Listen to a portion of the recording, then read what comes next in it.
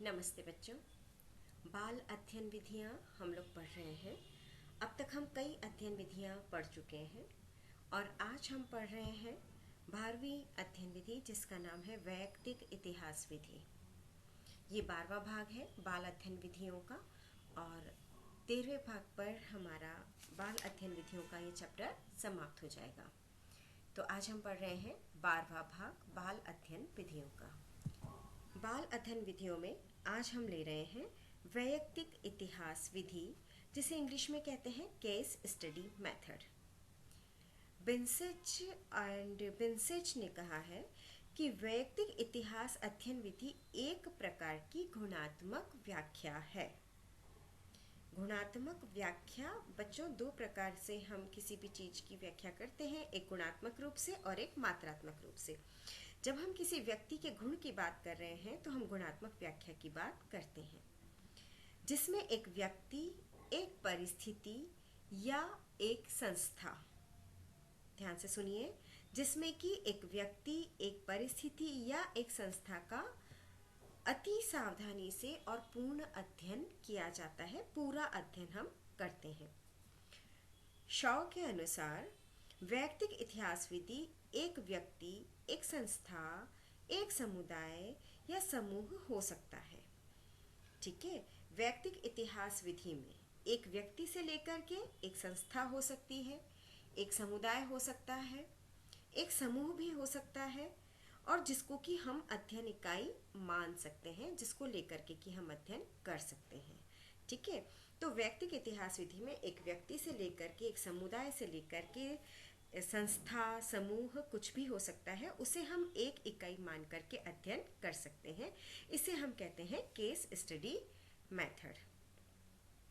इसमें बच्चों ये जो विधि होती है, ये संपूर्ण परिस्थिति प्रक्रिया के वर्णन या घटनाओं के संबंध में, मतलब ऐसी परिस्थितियां, संपूर्ण परिस्थिति प्रक्रिया का वर्णन, यानी कि जिस समय, जिस परिस्थिति में पूरा कार्य हुआ है या घटना के संबंध में, जिसमें कि किसी व्यक्ति का या समुदाय का या समाज का व्यवहार घटित होता है, उस पर ये बल देता है। तो यह विधि मानव व्यवहार का उसके संपूर्ण ढांचे में अध्ययन तथा उपकल्पनाओं के निर्माण में सहायक होती है। बात समझ में आई बच्चों कि ये जो विधि होती है, ये संपूर्ण परिस्थिति प्रक्रिया के वर्णन या घटनाओं के संबंध में जो व्यवहार घटित होता है, जिसमें कि व्यवहार कुछ घटित हुआ है, उसका अध्ययन करने पर बल देती है। ये विधि मानव व्यवहार का और उसके संपूर्ण ढांचे में अध्ययन तथा उपकल्पनाओं के निर्माण में सहायक वैयक्तिक परिस्थितियों के विश्लेषण एवं तुलना पर जोर देती है। इसीलिए हम इसे वैयक्तिक इतिहास विधि कहते हैं। बच्चों, हम ये समझ सकते हैं कि वैयक्तिक इतिहास विधि जो है, ये अध्ययन की एक बहुत ही गहन अध्ययन विधि है, यानी कि बहुत गहराई से ये अध्ययन करती है। और इसमें क्या होता है बच्चों कि व्यक्ति, परिवार, संस्था, पारिवारिक समूह, समिति, समुदाय और किसी को भी हम एक इकाई के रूप में मान सकते हैं और उसका गहन अध्ययन, गहराई से उसका अध्ययन कर सकते हैं। तो इस विधि में व्यक्ति का जीवन इतिहास, उसकी डायरी से, उसके पत्र से, उसके पास जो डॉक्यूमेंट्स इकट्ठे हैं उनसे, या कभी कभी कुछ व्यक्ति, आपने देखा होगा, अपनी आत्मकथा लिखते हैं उससे, और व्यक्ति के जीवन से संबंधित जितनी भी वस्तुएं जिनको कि वो उपयोग करता है, या ऐसी कोई भी चीज जिससे कि उस व्यक्ति के व्यवहार के संबंध में कोई भी महत्वपूर्ण जानकारी हम हासिल कर सकें, उसको एकत्रित किया जाता है। यहाँ आपको बात समझ में आ गई होगी कि चाहे बच्चों परिवार का अध्ययन हो, व्यक्ति का अध्ययन हो, संस्था का हो, समूह का हो, समिति हो या समुदाय हो, किसी का भी हम अध्ययन करें, उसको एक इकाई के रूप में मानकर अध्ययन करते हैं। और बेटा, इसमें हम क्या करते हैं, इस विधि में व्यक्ति का जीवन इतिहास, उसकी डायरियों, पत्रों से, उसके पास जो इकट्ठे डॉक्यूमेंट्स होते हैं, कुछ कागज होते हैं, उन सभी से, या स्वयं के द्वारा लिखी हुई आत्मकथा, या कुछ भी उसने कहीं लिखा हो, या कोई भी ऐसी महत्वपूर्ण वस्तुएं जिनके उपयोग को वो लेता हो, जिनका उपयोग करता हो, और उसके उपयोग से हम उसके व्यवहार के संबंध में कुछ महत्वपूर्ण तथ्य एकत्रित कर पाए। ठीक है, तो तो इस विधि में व्यक्ति की पारिवारिक पृष्ठभूमि, उसके जीवन को प्रभावित करने वाली महत्वपूर्ण घटनाएं, तात्कालीन परिस्थितियों आदि का भी अध्ययन किया जाता है। क्योंकि जब हम ये अध्ययन करना चाह रहे हैं, हम ये देखना चाह रहे हैं, उसके पूरी केस स्टडी करना चाह रहे हैं, उसके व्यक्ति के इतिहास का अध्ययन करना चाह रहे हैं, तो ऐसी परिस्थिति में उस व्यक्ति के जिस पर कि अध्ययन किया जा रहा है, उसकी पारिवारिक पृष्ठभूमि को भी बहुत गहराई से अध्ययन किया जाता है।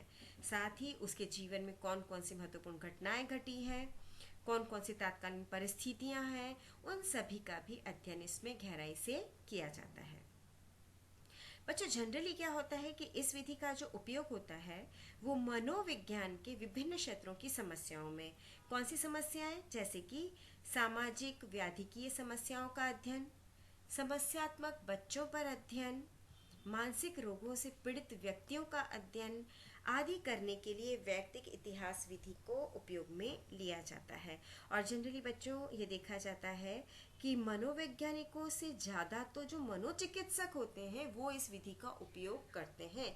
यानी कि आज की परिस्थिति में व्यक्ति जो व्यवहार कर रहा है और वो अगर सामान्य व्यवहार नहीं है, तो वो व्यवहार किस वजह से हुआ है, पारिवारिक पृष्ठभूमि, आसपास का वातावरण, या ऐसी कौन सी चीज़ है जिसको कि व्यक्ति ने प्रभावित किया है।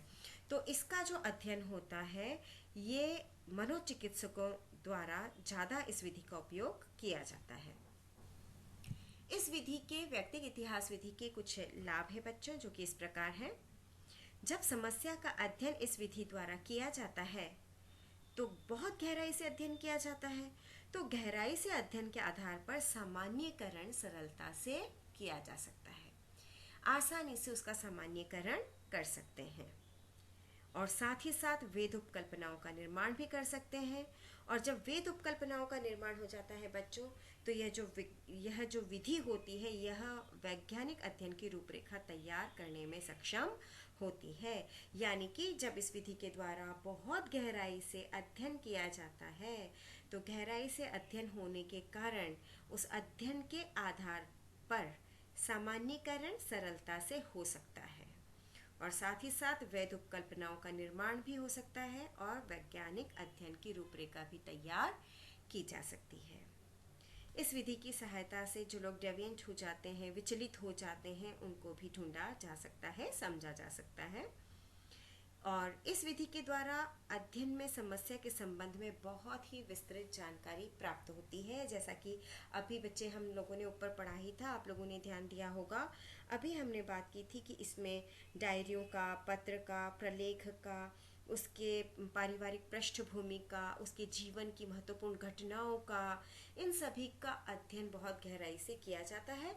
तो इस वजह से क्या होता है कि समस्या के संबंध में बहुत ही विस्तृत जानकारी प्राप्त हो जाती है। तो ये जो अभी हमने पढ़े बच्चों, ये थे वैयक्तिक इतिहास विधि के लाभ। अब हम पढ़ेंगे वैयक्तिक इतिहास विधि की सीमाएं। इसकी जो मुख्य सीमाएं हैं, वैसे तो बच्चों इस विधि में कहा जाता है कि कई सारी सीमाएं हैं, लेकिन कुछ खास सीमाएं हैं जो कि इस प्रकार हैं। पद्धतों तथा परिणामों की विश्वसनीयता की जांच सरलता से नहीं की जा सकती।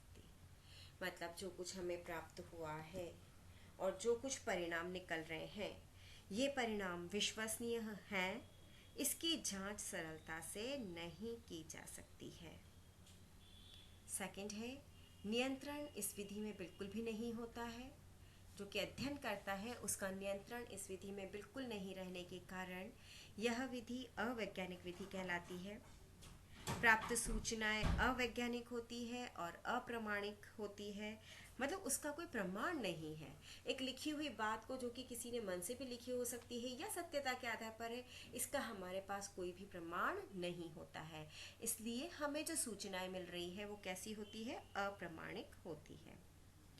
इसमें प्रदत्त संकलन के समय पक्षपात की संभावना रहती है।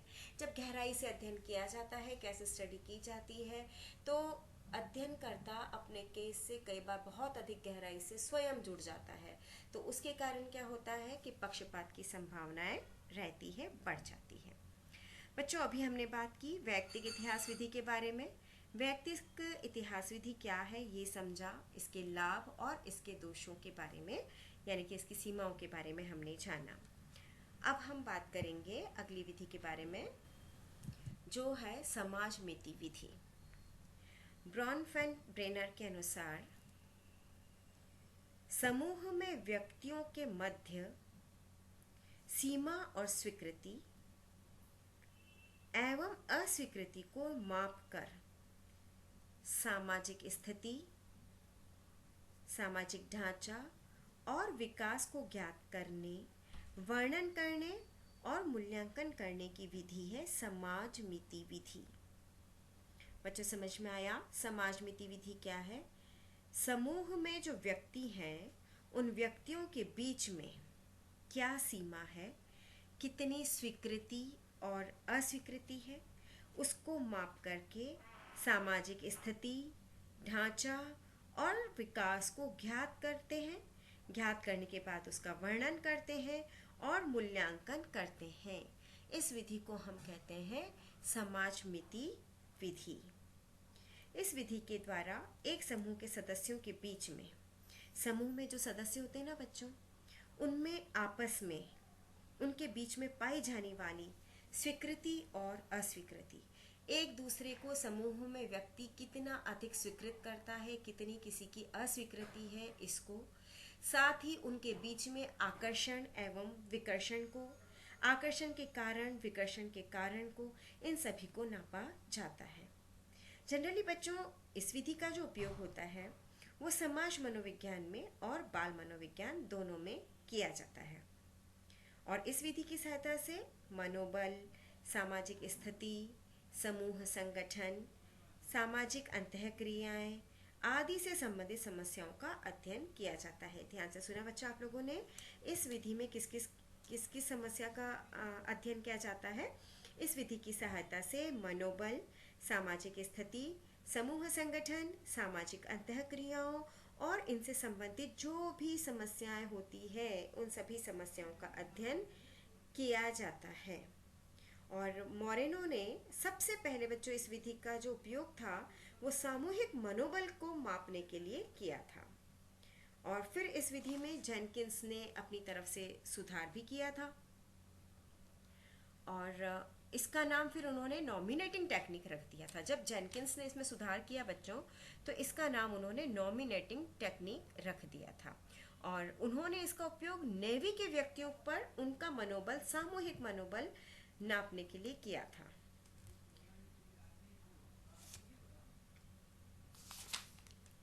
तो अब हम ये कह सकते हैं बच्चों कि जो समूह होते हैं, छोटे समूह, उन छोटे समूह के सामूहिक मनोबल को नापने के लिए ये जो समाजमिति विधि होती है ये बहुत ही श्रेष्ठ विधि होती है। लेकिन बच्चों क्या होता है कि बड़े समूह पर इस विधि का प्रयोग नहीं किया जा सकता है ना? तो इस विधि द्वारा सामूहिक मनोबल को ही नहीं बल्कि सामूहिक संबंधों का भी अध्ययन कर सकते हैं।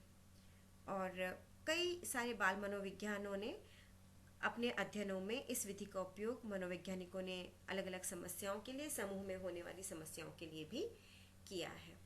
तो बच्चों आज हमने ये समाजमिति विधि के बारे में पढ़ा। आज हमने दो प्रकार की विधियां पढ़ी। पहली थी वैयक्तिक इतिहास विधि, उसकी लाभ और हानियां पढ़ी और साथ में हमने पढ़ा समाजमिति विधि।